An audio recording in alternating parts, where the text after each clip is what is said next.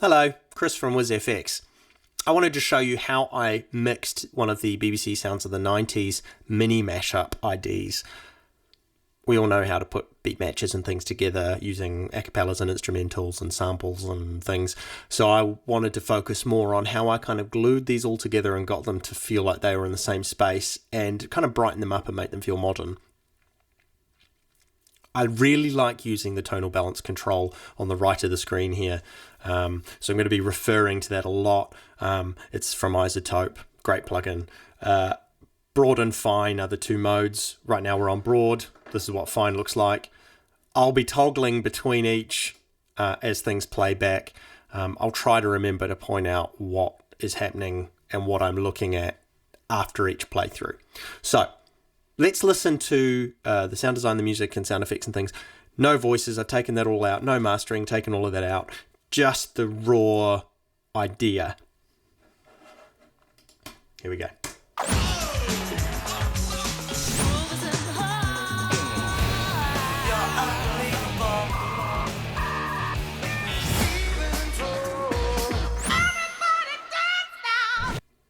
Cool, so you can see there's a lot of extra low mid activity and it's lacking a lot of highs. And in fine, there's this sort of weird hump occurring around the sort of 1000 to 2000 hertz range as well.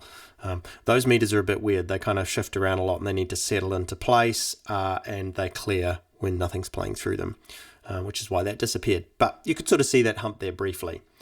So what I've done is I've used a multiband compressor. Here I'm using linear phase multiband from Waves to try and address some of the issues. So I'm going to switch back to the broad view because those meters still sort of display what's there.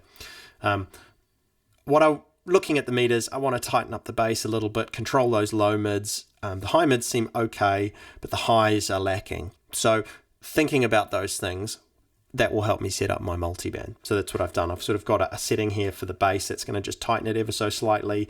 Similarly with these sort of lower low mids, and the upper high mids, and this weird little dip I've got going on, that's to control that hump that we briefly saw in fine mode around here. So I've set that a little heavier, a little bit extra compression, and obviously pulling the volume down a little bit. I'm almost using it like a bit of an EQ at the same time. The upper mids, the high mids I'm not doing all that much with. But the tops, I'm sort of expanding them and trying to brighten things up so it sort of shifts them up and adds some extra polish and air to the whole mix. So when I play this back, you'll hear that now that it feels a little bit more balanced and together. It's sort of gluing all of the sounds together a little bit more. And sort of you'll notice on the meters as I switch backwards and forwards that they're settling a little bit more into the spaces I want them, and you'll be able to tell that that's happening because like the high mids here where it's white and the others are grayed out, they're all going to be white, if not the whole way through, for more time than less, which is what I want.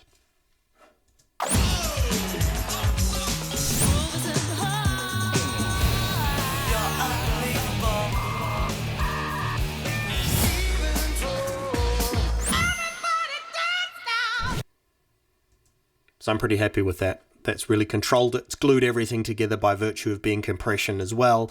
Doesn't feel too overdone. It's just kind of rounded it out and smoothed it and pulled it all in together.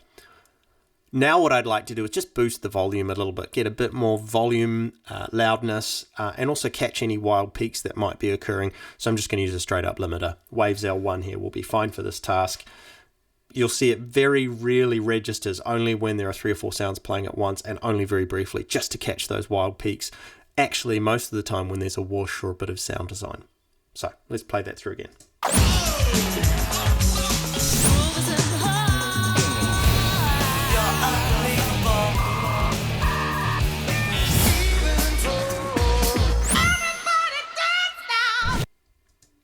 So I think that sounds pretty cool. So now what I'd like to do is I'm going to bypass both of those and I'm going to switch them both on halfway through, and you'll be able to hear, obviously you'll hear a level increase, but you'll also hear the glue kicking in and the sort of the tonal balance that I've managed to achieve with the linear phase multiband as it kind of keeps everything together. So let's bypass those, and halfway through I'll turn them back on.